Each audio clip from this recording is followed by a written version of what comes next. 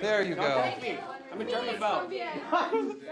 Ursula Le Guin, she doesn't set herself up as a giver of answers, but she is one of the very finest explorers of questions. Let's get ready. We're going to start right away, okay? There's a story by Ursula called The Ones Who Walk Away from Omelas, which begins as a thought experiment.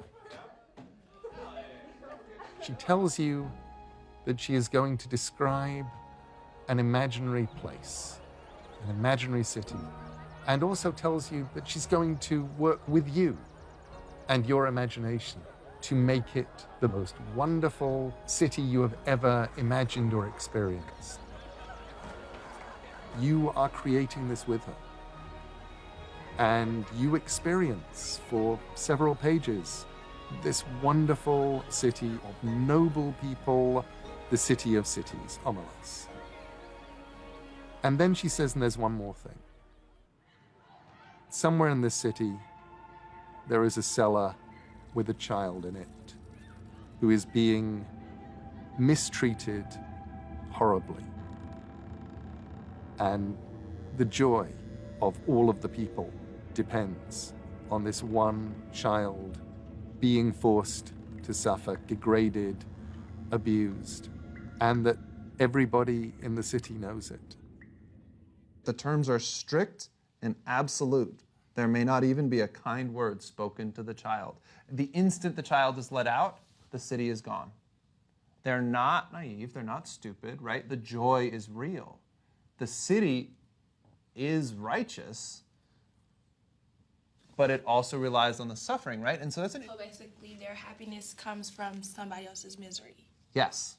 Like, they don't even need government, they don't need religious institutions, they don't really need laws, they don't need weapons, they don't need war.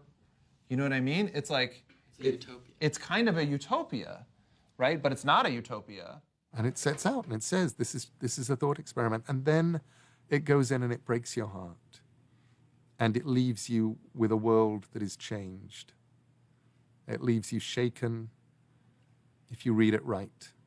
It made me feel really upset that this child was being so mistreated.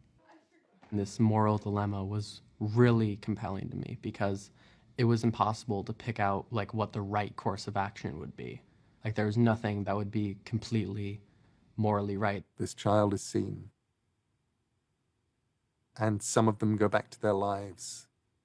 And then there are the ones who walk away from Omelas. I would try and help the child.